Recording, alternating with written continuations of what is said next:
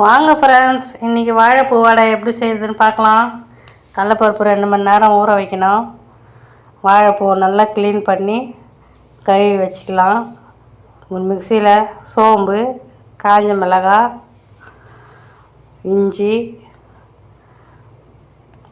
பூண்டு நம்ம லாஸ்ட்டில் போட்டு அரைக்கலாம். இப்போ வேணாம், அது தட்டி போடணும். மிக்சியில் அரைக்கக்கூடாது, அதை நசுக்கி போடணும்.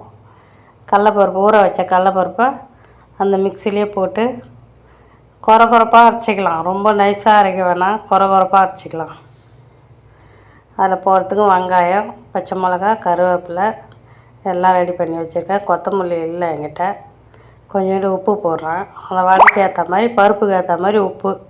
இப்போ கொரன்னு அரைச்சாச்சு.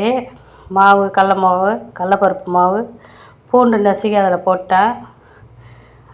கருவேப்பிலை, வெங்காயம், பச்சை மிளகா அதையும் அதிலே போட்டு நல்லா பிசைஞ்சிட்டு வாழைப்பூவும் அதிலே போட்டுடுறோம். போட்டு கலந்து வடை தட்டி போட்டாச்சு. சுவையான ஹெல்த்தியான வாழைப்பூ வடை சுட்டாச்சு. நல்லா மொறுன்னு எவ்வளோ டேஸ்ட்டாக இருக்கும் தெரியுமா இந்த வடை. ட்ரை பண்ணி பாருங்கள் ஃப்ரெண்ட்ஸ். இந்த வீடியோ பிடிச்சிருந்தால் லைக் பண்ணுங்கள், ஷேர் பண்ணுங்கள்.